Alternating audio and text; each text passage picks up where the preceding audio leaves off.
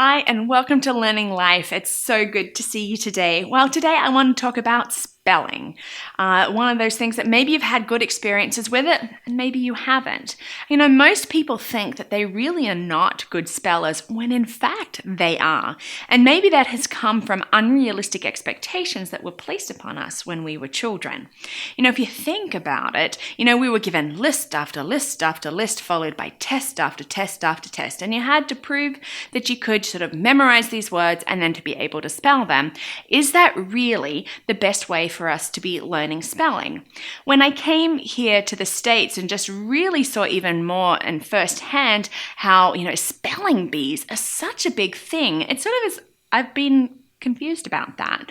We don't have them in Australia, and for that I'm glad. Now more power to the kids that are doing a phenomenal job in it, learning these words that, most of us have never even heard before, let alone use maybe once or twice in our lifetime. But I just really wonder, what is this push that we just have to spell like this, that we have to always go beyond to try and spell these words that we're never going to use? And so what are some things that we can do to really help our children learn how to spell? Well, the research shows, and really the most important one is reading. Our children need to read. And honestly, that is going to be the best way that they are going to learn how to spell. And on the other hand, we're going to write. And through our writing and just giving a go with spelling that word, then we're going to learn the conventions and we're going to be able to come back and look and recognize, is that word spelled correctly or not? Those things are really important. Reading and writing going hand in hand, we don't really have to have these lists. I think more importantly that we really need to teach strategies for correcting our spelling rather than really focusing on the word has to be right every time.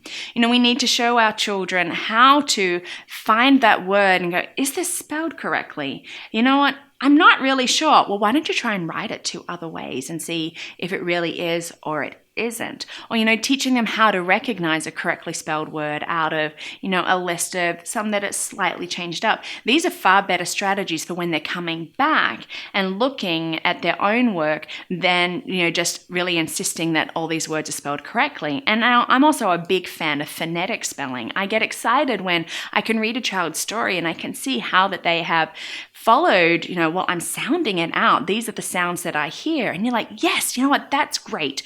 We can teach some of those conventions later. And honestly, I sometimes wonder with English why we just don't go phonetic. You can have OUGH, which is uff, ow, or ooh, and we've got to know when to use it. It can get a little confusing, but why don't we just teach some strategies that are really going to help with the spelling? And teach children how to use a dictionary. Encourage them to be looking up the words for themselves. Try it, or if you're not really sure, this is, you know how it starts or how it sounds, why don't you do that? Go to a dictionary, see if you can find the word there.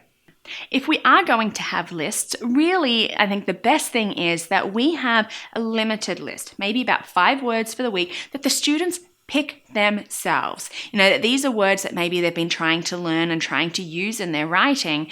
And so they, during the week, are really trying to make sure that they're getting it right, that they are learning those words. This is going to be much more important to their confidence and also to their spelling if we have this. And have something informal at the end of the week, find a partner and just informally test each other. Did you get your words right? And then write these words into an individualized dictionary, so we've got these words and we're writing it down, and this is a great indicator and it's a great way to see what words are your child is they learning, what words are they interested in, and how quickly and how easily they're getting it.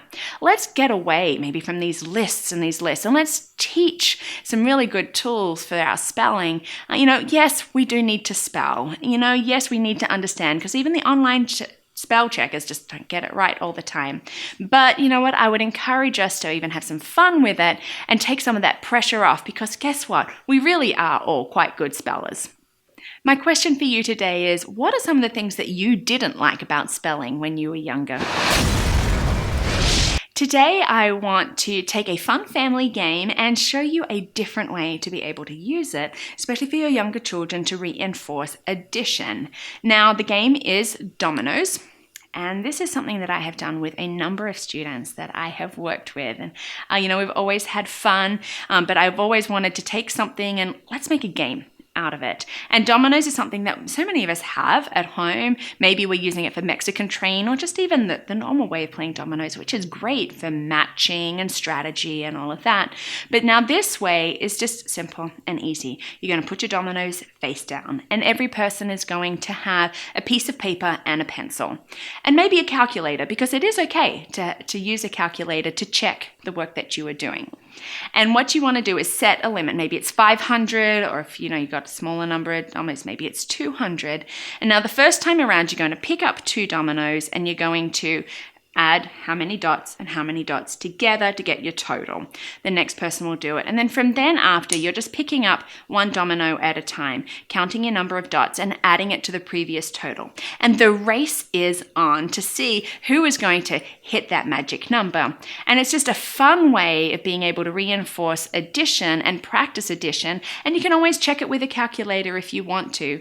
But just all you need is a set of dominoes, and this is a fun way to play and to learn. So I hope that maybe you have fun doing this. Thanks so much for joining us today, and I hope to hear from you with your answer to the question, or leave a comment. Give us a thumbs up, like us, share the word about Learning Life, and I hope to see you soon.